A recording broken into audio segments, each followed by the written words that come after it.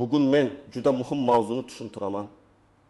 Qish kelishidan oldin pensionerlar, kam ta'minlangan oilalar, yolg'iz yashaydigan keksalar va nogironligi bo'lgan fuqarolar davlat tomonidan beriladigan yordamlarni bilmasa, bir mavsumning o'zida 2 million 500 ming so'mgacha tejamkorlik imkoniyatini qo'ldan chiqarishi mumkin.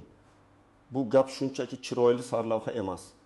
Men amaliy tomondan aytyapman, kommunal to'lov, isitish, dori-darmon, oziq-ovqat, ijtimoiy yordam va subsidiya masalalarida odamlar ko'pincha o'z haqini bilmagani uchun ortiqcha pul sarflaydi. Shu sababli videoni oxirigacha ko'ring. Ma'lumot ota, onangiz, buvingizbobongiz, qo'shningiz yoki o'zingiz uchun kerak bo'lishi mumkin. Hozir kanalga obuna bo'ling, videoga like bosing. Chunki bunday ma'lumot qancha ko'p odamga yetsa, shuncha ko'p oila real pulini saqlab qoladi.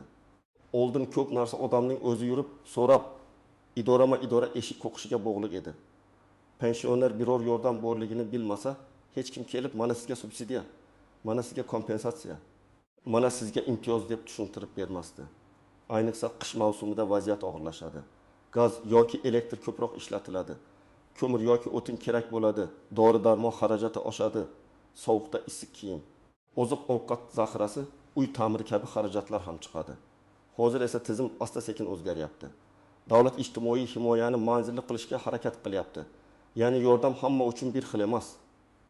Aynan ehtiyoji bor odamga berilishi kerak.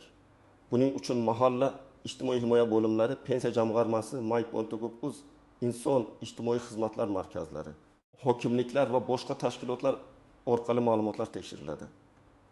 Lekin eng katta muammo shuki, tizim bor, yordam bor, lekin fuqaro murojaat qilmasa yoki hujjatini to'g'ri tayyorlamasa, yordam kechikadi yoki rad etiladi.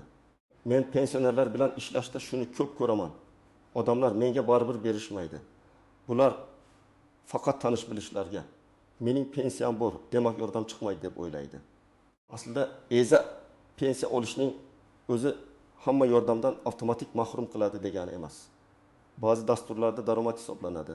Ba'zilarda oilaviy holat, yashash sharoiti, sog'liq, nogironlik, yolg'iz yashash.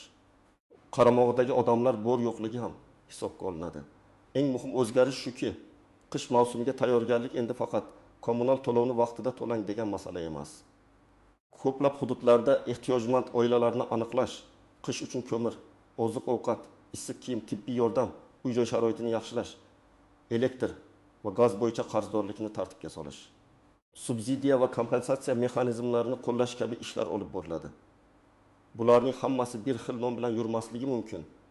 Bir joyda moddiy yordam, boshqa joyda bir martalik yordam. Yana bir joyda ijtimoiy xizmat, qish mavsumiga tayyorgarlik ko'magi, mahalla orqali yordam deb aytiladi. Oddiy misol keltiraman. Pensioner ayol yolg'iz yashaydi, pensiyasi 1 million 200 ming so'm atrofida. Uy eski, deraza yaxshi yopilmaydi. Gaz bo'lsa ham uy sovuq, elektr pech ishlatishga majbur. Qishda elektr to'lovi odatdagidan 270 ming yoki 370 ming so'mga oshadi. Dori-darmoniga oyiga 300 ming so'm ketadi. Oziq-ovqat narxlari ham qishda sezilarli ta'sir qiladi. Agar u mahallaga murojaat qilib, yolg'iz yashash holati, sog'lig'i, uy sharoiti xarajatlarini ko'rsatsa, unga bir martalik moddiy yordam, oziq-ovqat paketi, qishki yo'qligi yoki boshqa turdagi yordam ajratilishi mumkin. Bularning umumiy qiymati bir mavsumda 1 million so'mdan 2500 ming so'mgacha yetishi mumkin. Bu yerda men hamma pensionerga aniq 2 million 500 ming so'm naqd pul beriladi demayapman. Muhim farq bor. Tejamkorlik deganda bir nechta manbadan keladigan umumiy foyda nazarda tutiladi. Kommunal xarajatda yengillik, moddiy yordam, oziq-ovqat, dori-darmon bo'yicha ko'mak, yo'qilg'i, qarzdorlikni tartibga solish yoki mahalla orqali beriladigan yordam. Odamlar aynan shu farqni tushunmagani uchun imkoniyatni boy beradi. Birinchi navbatda yolg'iz yashaydigan pensionerlar tekshirtirish kerak. Agar farzandlar boshqa viloyatda yoki chet elda bo'lsa, pensioner amalda o'zi yashasa, buni mahalla bilishi kerak. Chunki hujjatda farzandi bor deb ko'rinishi mumkin, lekin real hayotda yordam beradigan odam yo'q. Bunday vaziyatda ijtimoiy xodim kelib yashash sharoitini o'rganishi muhim. Ikkinchi guruh nogironligi bo'lgan pensionerlar. Bu yerda faqat pensiya miqdori emas, davolanish xarajati ham hisobga olinishi kerak. Masalan, odam oyiga 1 million 500 ming so'm pensiya olsa ham dori-darmoniga 600 ming so'm, shifokorga borish kelishga 1-2 million so'm. maxsus parvarish vositalariga yana 200 ming so'm sarflasa, qo'lda qolgan pul juda kam bo'ladi. Shuning uchun murojaatda faqat pensiyam kam demasdan, oylik majburiy xarajatlarim mana shuncha deb aniq ko'rsatish kerak. 3-guruh kam ta'minlangan oilada yashaydigan pensionerlar. Ba'zan bitta uyda pensioner, ishsiz o'g'il, kelin 2-3 nafar nabira yashaydi. Tashqaridan qaraganda oila katta, lekin daromad bitta pensiyaga qarab qolgan bo'lishi mumkin. Bunday holatda oilaning umumiy daromadi, bolalar soni, ishga layoqatli odamlarning real holati, kasallik, kredit, kommunal qarzlar kabi masalalar ko'rib chiqiladi. Lekin bu ma'lumotni og'zaki aytish yetarli emas, hujjat bilan isbotlash kerak. 4-guruh qishloq joylarda ko'mir, o'tin, gaz, ballon yoki elektr isitishga bog'liq pensionerlar. Qishda eng katta xarajat aynan isitish bo'ladi. Masalan, bir oilaga qish davomida ko'mir va tashqi xarajati bilan 15 ming so'm ketishi mumkin, agar mahalla orqali arzonlashtirilgan yoqilg'i. Ko'mak yoki bir martalik moddiy yordam olish imkoniyati bo'lsa, bu pensioner uchun katta farq qiladi. Ayniqsa uyda kasal odam bo'lsa, sovuq xonada o'tirish nafaqat noqulaylik, balki sog'liq uchun xavf.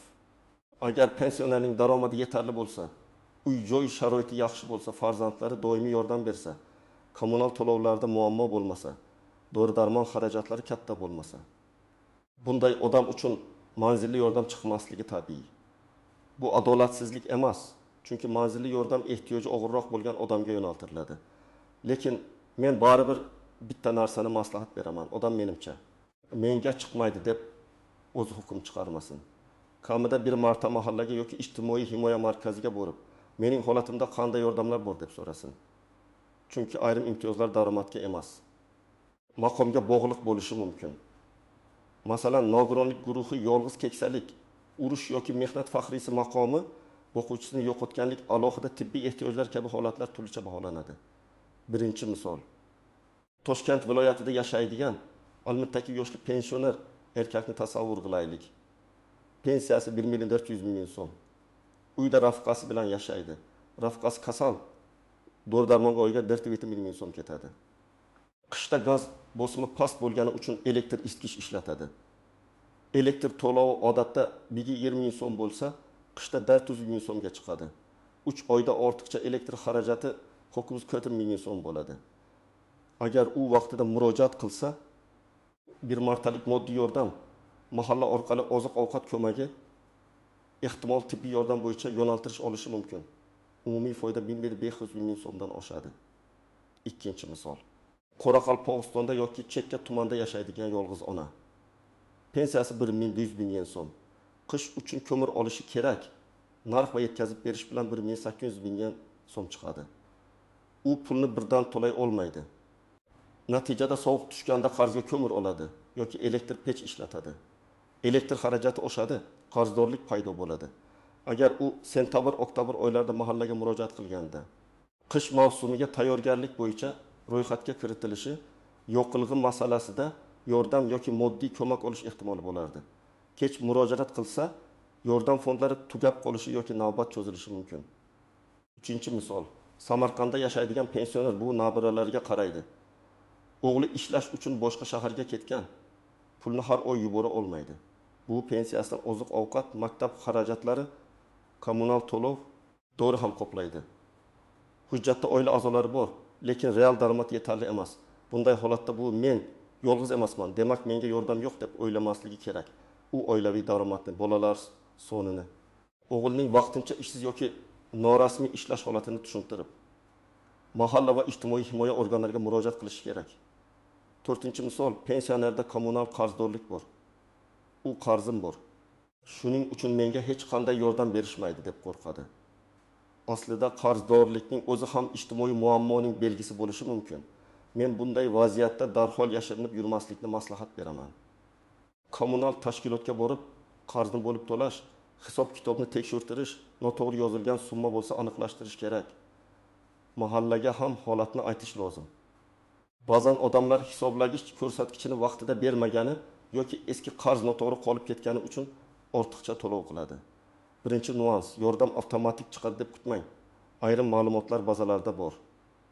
Lekin yashash sharoiti, real xarajat, sog'liq holati, uyda kim yashash kabi ma'lumotlar joyida o'rganiladi.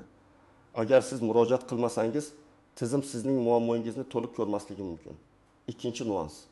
Ariza yozganda umumiy gaplar ham yordam beradi. Qiynalib qoldim. Pul yetmayapti. Qish kelyapti degan gaplar tushunarli, lekin yetarli emas. Aniq yozish kerak. Pensiya miqdori qancha? Uyda nechta odam yashaydi? Kim ishlaydi, kim ishlamaydi? Oyga dori-darmon qancha? Kommunal to'lovlar qancha? Qish uchun yo'qilg'i xarajati qancha? Qarzdorlik bormi? Nogironlik yoki kasallik hujjati bormi? Uchinchi nuans. Farzandlari bor, pensionerga yordam chiqmaydi degan fikr har doim ham to'g'ri emas. Farzand bor, lekin yordam bermaydi yoki o'zi ham og'ir ahvolda bo'lishi mumkin. Albatta, davlat farzandning mas'uliyatini butunlay o'z zimmasiga olmaydi. Lekin real ehtiyoj bo'lsa, uni hujjat bilan ko'rsatish mumkin. To'rtinchi nuans. Ayrim yordamlar pul ko'rinishida emas. Mahsulot yoki xizmat ko'rinishida bo'ladi. Masalan, oziq-ovqat, yoqilg'i, dori-darmon, tibbiy yo'llanma, uyga ijtimoiy xodim biriktirish, reabilitatsiya vositalari, kommunal masalada maslahat yoki qarzni tartibga solish. Ba'zi odamlar menga pul berishmadi, demak yordam yo'q deydi. Aslida yordam turi boshqacha bo'lishi mumkin, lekin u ham xarajatni kamaytiradi. Beshinchi nuans muddat juda muhim. Qish dasturlari bo'yicha ro'yxatlar odatda sovuq tushgandan keyin emas, oldin shakllana boshlaydi. Sentabr, oktabr, noyabr oylarida murojaat qilish foydaliroq. Dekabr oyida ham kech emas, lekin navbat ko'payadi. Resurslar taqsimlangan bo'lishi mumkin. Masala tez hal bo'lmasligi ehtimoli bor. 6-nuans, hujjatdagi xatolar yordamni to'xtatadi.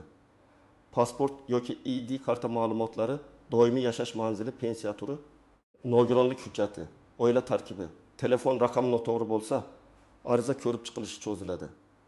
Shuning uchun murojaat qilishdan oldin asosiy hujjatlarni tekshirib oling. Men har bir pensionerga bitta papka tayyorlab qo'yishni maslahat beraman.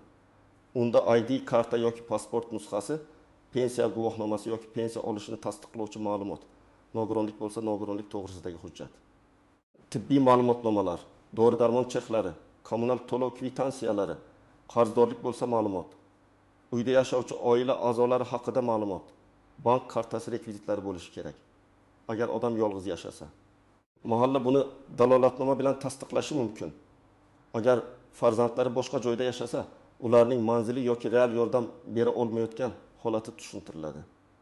Agar uy sharoiti yomon bo'lsa, ijtimoiy xodim kelib ko'rib, dalolatnoma tuzish kerak. Ayrim hollarda fotosurat ham so'ralishi mumkin, lekin buni rasmiy xodimlar ko'rsatmasga qarab qilish kerak. Dori-darmon xarajatida eng ko'p xato shuki, odamlar cheklarni saqlamaydi. Men oddiy qoida aytaman. Dorixonadan olgan har bir chekingizni saqlang. Bir oy oxirida qarasangiz, siz o'ylaganingizdan ko'proq pul ketayotgan bo'ladi. Masalan, bitta dori 5.000 so'm, ikkinchisi 2.000 so'm, uchinchisi 20.000 so'm, ukol yoki vitaminlar yana mayet 1000 so'm. Jami 400.000 so'mdan oshadi. Buni hujjat bilan ko'rsatsangiz, sizning ehtiyojingiz aniqroq ko'rinadi. Birinchi manzil mahalla. Xotin-qizlar faoli, hokim yordamchisi, ijtimoiy xodim yoki profilaktika emas, aynan ijtimoiy masalalarga mas'ul shaxs bilan gaplashish kerak. Qish mavsumi uchun pensionerlarga qanday yordamlar bor? Mening holatimni o'rganib bering deb aniq ayting. Ikkinchi manzil inson ijtimoiy xizmatlar markazi yoki hududingizdagi ijtimoiy himoya bo'limi. Bu yerda yolg'iz keksalar, nogironligi bo'lgan shaxslar, parvarishga muhtoj fuqarolar, ijtimoiy xizmatlar bo'yicha masalalar ko'riladi. Agar siz o'zingiz bora olmasangiz, qarindoshingiz yoki qo'shningiz yordamida murojaat qiling. Telefon orqali qabul tartibini so'rang. 3-manzil pensiya jamg'armasi bo'limi. Bu joy pensiya miqdori, staj, qayta hisoblash, qo'shimcha to'lovlar, hujjatdagi xatolar, pensiya kartasi bilan bog'liq masalalarda kerak bo'ladi. Ba'zan pensioner yillar davomida pensiyasi to'g'ri hisoblanganmi yoki yo'qmi tekshirtirmaydi. Agar ish staji, arxiv hujjatlari, mukofotlangan davrlar, zararli ish sharoiti yoki boshqa holatlar bo'lsa, qayta tekshirish foydali bo'lishi mumkin. 4-manzil Mayko Kokov Uzva davlat xizmatlari markazi. Agar siz internetdan foydalana olsangiz, ayrim ma'lumotnomalar, arizalar, xizmatlar elektron tarzda olinadi. Agar internet ishlatishni bilmasangiz, davlat xizmatlari markaziga borib operatorlardan yordam so'rang. O'zingiz bilmasangiz bu yomon emas. Muhimi imkoniyatdan foydalaning. Men oddiy namuni og'zaki tushuntirib beraman. Arizada shunday mazmun bo'lishi kerak. Men falonchi, falon manzilda yashayman. Pensionerman. Oylik pensiyam falon so'm, uyda falon kishi yashaydi. Qish mavsumida isitish. Kommunal to'lovlar va dori-darmon xarajatlarim oshgani sababli moddiy yordam yoki qish mavsumiga tayyorgarlik bo'yicha ko'mak ajratishingizni so'rayman. Holatimni joyiga chiqib o'rganishingizni so'rayman. Ilova sifatida pensiya ma'lumoti, tibbiy hujjatlar, kommunal to'lov kvitansiyalar va boshqa hujjatlarni taqdim etaman. Eng muhimi, arizani 2 nusxada topshiring yoki qabul qilinganini tasdiqlovchi belgi. Raqam. Sana oling. Og'zaki gaplashib chiqib ketmang. Chunki keyin men aytgandim deyish qiyin bo'ladi. Rasmiy murojaatda sana bo'ladi, javob muddati bo'ladi, mas'ul shaxs bo'ladi. Agar rad javobi kelsa xafa bo'lib qolmang. Rad javobida sabab yozilishi kerak. Sababni o'qing. Balki hujjat yetishmagandir, balki daromad me'yoridan oshgandir, balki noto'g'ri yo'nalishga murojaat qilingandir. Shundan keyin hujjatni to'ldirib qayta murojaat qilish yoki yuqori tashkilotga murojaat qilish mumkin. 2-500 ming so'm tejamkorlik bir joydan kelmasligi mumkin. Men buni bo'lib tushuntiraman. Masalan, qish uchun oziq-ovqat yordami 400 ming yoki 600 ming so'mlik bo'lishi mumkin. Yo'qilg'i yoki isitish bo'yicha ko'mak 200 ming yoki 1500 ming so'm qiymatida bo'lishi mumkin. Dori-darmon bo'yicha yordam yoki tibbiy yo'llanma 300 ming yoki 700 ming so'mlik xarajatni kamaytirishi mumkin. Kommunal masalada qarzni bo'lib to'lash, noto'g'ri hisob kitobni tuzatish yoki ijtimoiy yordam orqali yana bir necha 100 ming so'm yengillik bo'lishi mumkin. Jami hisoblaganda bir mavsumda 2500 ming so'mga yaqin foyda chiqishi real. Lekin men yana takrorlayman. Har bir hududda dasturnomi yordam miqdori va tartibi farq qilishi mumkin. Shuning uchun qo'shningizga berilgan yordam sizga ham aynan shunday beriladi deb o'ylamang. Sizning holatingiz alohida ko'riladi. Shu bilan birga qo'shniga berildi, menga berilmaydi deb ham oldindan taslim bo'lmang. Hujjat bilan murojaat qiling. Birinchi xato odamlar kechikadi. Sovuq tushib, uy muzlab, qarz yig'ilib bo'lgandan keyin yugurishadi. To'g'ri yo'l. Qishga tayyorgarlikni oldindan boshlash. Ikkinchi xato, hamma narsani og'zaki ahol qilmoqchi bo'lishadi. Og'zaki gap unutiladi. Ariza, sana, qabul raqami, hujjat nusxasi bo'lishi kerak. Uchinchi xato, pensioner uyat qiladi. Men birovdan yordam so'ramayman deydi. Men buni tushunaman. Lekin davlat dasturi sadaqa emas. Bu qonuniy ijtimoiy himoya. Siz butun umr ishlagansiz, soliq to'lagansiz, jamiyatga hissa qo'shgansiz. Ehtiyoj bo'lsa, o'z haqqingizni so'rash uyat emas. To'rtinchi xato, hujjatlarni yig'maslik. Chek yo'q, kvitansiya yo'q, tibbiy ma'lumot yo'q. Keyin ehtiyojni isbotlash qiyin bo'ladi. Har bir xarajatni yozib boring. Oddiy daftar tuting, sana. Nima oldingiz? Qancha to'ladingiz? Bu ham sizga real holatni ko'rsatadi. 5-xato, firibgarlarga ishonish. Kimdir men sizga yordam chiqarib beraman, oldindan pul bering desa, ehtiyot bo'ling. Davlat yordami uchun pora berilmaydi. Ariza rasmiy topshiriladi. Agar kimdir pul talab qilsa, bu alohida xavfli signal. Bugundan boshlab birinchi ish, barcha hujjatlarni bitta joyga to'plang. Pasport yoki ID karta, pensiya ma'lumoti, nogironlik hujjati, dori cheklari, kommunal kvitansiyalar, qarzdorlik ma'lumoti, bank karta rekviziti tayyor bo'lsin. Ikkinchi ish, bir oyda qancha xarajat qilayotganingizni yozing. Pensiya qancha tushadi? Oziq-ovqatga qancha ketadi? Dori-darmon qancha? Gaz, elektr, suv, chiqindi, telefon, transport qancha? Qishda qaysi xarajat oshishini alohida belgilang. 3-mahallaga boring va yozma ariza qoldiring. Qish mavsumi uchun ehtiyojimni o'rganib bering. Mavjud davlat dasturlari va yordamlar bo'yicha yo'naltiring deb so'rang. 4-ish, ijtimoiy himoya markaziga murojaat qiling. Ayniqsa yolg'iz yashasangiz. Nogironlik bo'lsa, parvarishga muhtoj bo'lsangiz yoki uy sharoitingiz og'ir bo'lsa, bu juda muhim. 5-ish, pensiyangizni tekshirtiring. Agar ish stajingiz to'liq kiritilmagan deb o'ylasangiz, arxiv hujjatlari bo'lsa, eski ish joylaringiz haqida ma'lumot topilsa, pensiya jamg'armasiga murojaat qiling.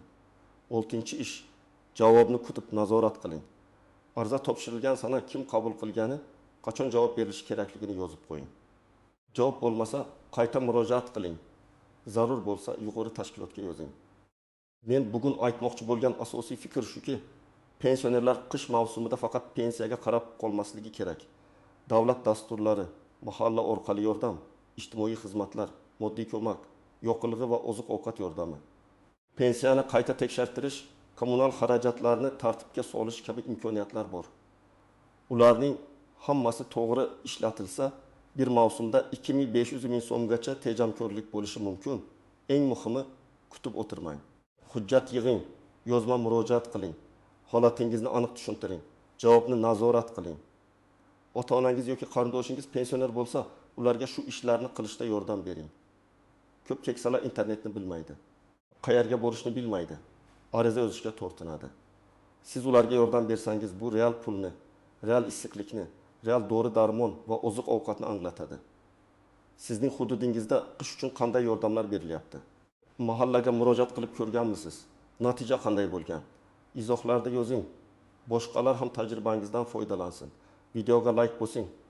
Kanalga obuna bo'ling va bu ma'lumotni pensioner qarindoshlaringizga albatta yuboring.